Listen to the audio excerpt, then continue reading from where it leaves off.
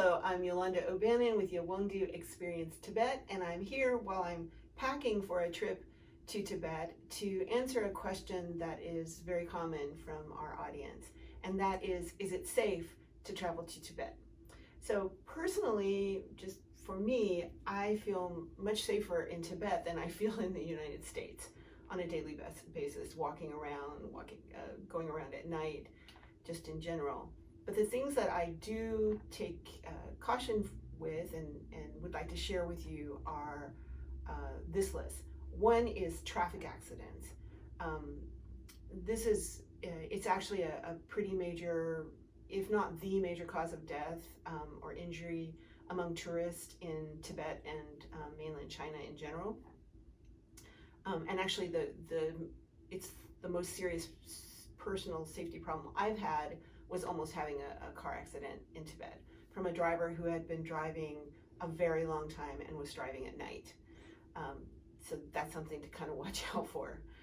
Another thing to look out for is just crossing the road. So as a pedestrian in Tibet and in mainland China, you have no rights really. So like the pedestrian is the lowest person on the road. And this is kind of different than in the United States, where you have to be careful, but generally speaking, cars will look out for you and you have the right of way as a pedestrian. Not the case in Tibet. So you need to really be mindful that it's totally on you to watch and find a gap when you can go, and so that you don't get hit by an oncoming car.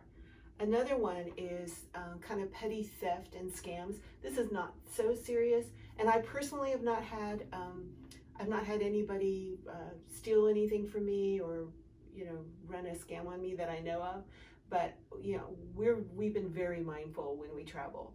So airports, trains, buses, all these are places that you need to be very careful, because petty theft and scams are prevalent.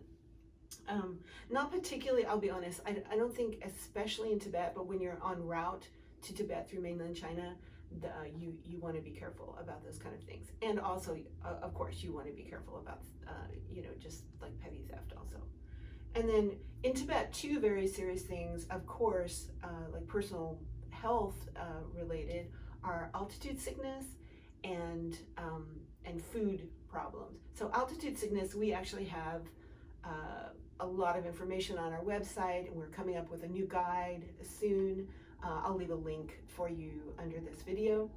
And then food and water, it's just like much as in much of the developing world, the rule is cook it, boil it, peel it, or forget about it. And that definitely holds true in Tibet. You want to drink your bottled water, you want to make sure the bottle is sealed. And if you're eating food somewhere, you don't want to eat you don't want to eat salads or uncooked foods. And if the food is cooked, you don't want to eat it where it's been sitting around and has gotten cold. You want to eat it fresh when it's just been cooked. Kind of in general, the main safety factor, I would say, kind of as for many things, is to have a very reliable, very trustworthy guide agency that you go with. In Tibet, as you know, you have to travel with a guide. You have to go on an official tour, so you have to be with a guide, which is most of the time that you're going to be in Tibet. And then it's your guide who's going to provide your driver, it's your guide who's going to provide the car, it's your guide who's going to take care of you and keep you out of problems if the situation has any risk at all.